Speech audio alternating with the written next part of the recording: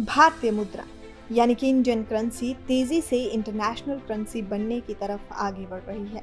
रूस और श्रीलंका के बाद 4 अफ्रीकी देशों समेत कई देश बहुत जल्द भारत के साथ रुपए में कारोबार करने के लिए तैयार हैं। अभी तक भारत में 17 वोस्ट्रो खाते खोले जा चुके हैं, जो दूसरे देशों के साथ रुपए में बिजनेस करने के लिए अनिवार्य है। यही नहीं, जर्मनी, इजराइल समेत कई सारे ऐसे देश हैं जो लगभग 64 देश हैं, वो भारत के साथ रुपए में ट्रेड सेटलमेंट के लिए बातचीत कर रहे हैं। अगर 30 देशों के साथ भारत का रुपए में कारोबार शुरू हो जाता है, तो फिर भारतीय रुपए अंतर्राष्ट्रीय करेंसी यानी कि इंटरनेशनल करेंसी बन जाएगा।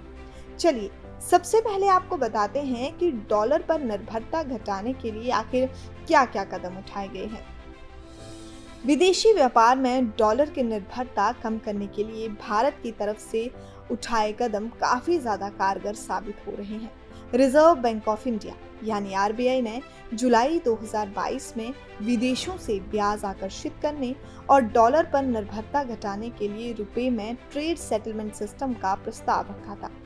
रूस के साथ रुपए में व्यापार की शुरुआत के बाद देश में 17 वोस्ट्रो खाते खोले जा चुके हैं। जर्मनी, इजराइल जैसे विकसित देशों समेत 64 देशों ने रुपए के जरिए कारोबार करने में दिलचस्पी भी दिखाई है। आपको ये भी बता दें कि पहली बार एशियाई मुद्रा में कारोबार करने के लिए जर्मनी तैयार है। दरअसल पहली बार यूरोपीय यूनियन में शामिल देश जर्मनी एशिया की किसी मुद्रा यानी इंडियन करेंसी रुपए के साथ व्यापार करने के लिए आगे आया है। भारत का रुपया अगर 30 से ज्यादा देशों के साथ व्यापार करता है, तो फिर वो अंतर्राष्ट्रीय व्यापारिक मुद्रा का रूप ले सकता है। जर्मनी के साथ साथ इजराइल भी भारतीय मुद्रा में कारोबार करने के लिए तैयार है और बातचीत कहीं ना कहीं कर ही रहा है। अब अगर देखें कि आखिर डॉलर की कमी से रुपए को कैसे फायदा होगा, तो चलिए हम आपको बताते हैं। भारत के साथ रुपए में व्यापार करने में दिलचस्पी दिखाने वाले ज्यादातर देश विदेशी मुद्रा भंडार में डॉलर की कमी का सामना कर रहे हैं। अभी तक मॉरिशस और श्रीलंका के साथ विशेष वोस्ट्रो खाते को आरबीआई ने मंजूरी दे दी है। वहीं तजाकिस्तान, क्यूबा और सूडान भी रुपए में ट्रेड सेटलमेंट करने के लिए बातचीत कर रहा है। इसके अलावा बांग्लादेश, नेपाल और म्यांमार जैसे पड़ोसी देश भी इस बारे में गंभीरता से विचार कर रहे हैं। अब ये भारत के लिए कैसे फायदेमंद हो सकता है, चलिए आपको ये भी बता देते हैं। दूसरे देशों से रुपए में लेन देन से भारतीय व्यापार के लिए जोखिम कम हो जाएगा। कच्चे तेल समेत आयात किए जाने वाले ज्यादातर सामान का भुगतान रुपए के माध्यम से किया जाएगा, जिससे हर साल अरबों डॉलर बचेंगे। मुद्रा की अस्थिरता से सुरक्षा मिलेगी, जिससे कारोबार की लागत घटेगी और व्यापार का बेहतर तरीके से विकास होगा। इससे भारतीय व्यापार में ग्लोबल स्तर पर सुधार होगा। डॉलर समेत विदेशी मुद्रा भंडार रखने की जरूरत भी कम होगी। विदेशी मुद्रा, खासकर डॉलर पर निर्भरता घटाने से भारत पर भारी प्रभावों का कम असर होगा।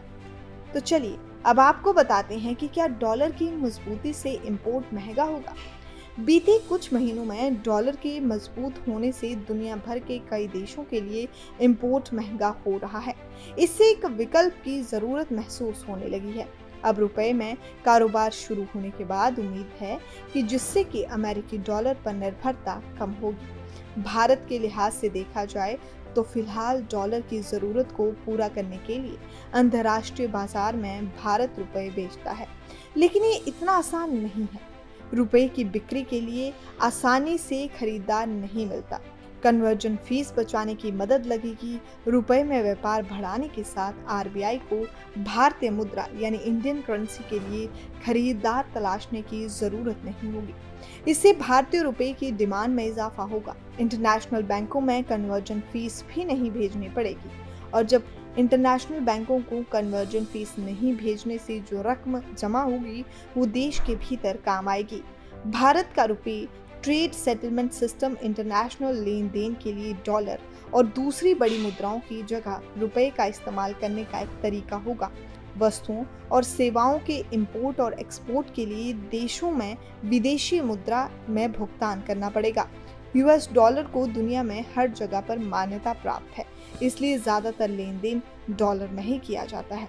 लेकिन अब भारतीय मुद्रा तेजी से इंटरनेशनल करेंसी बनने की तरफ आगे बढ़ रही है।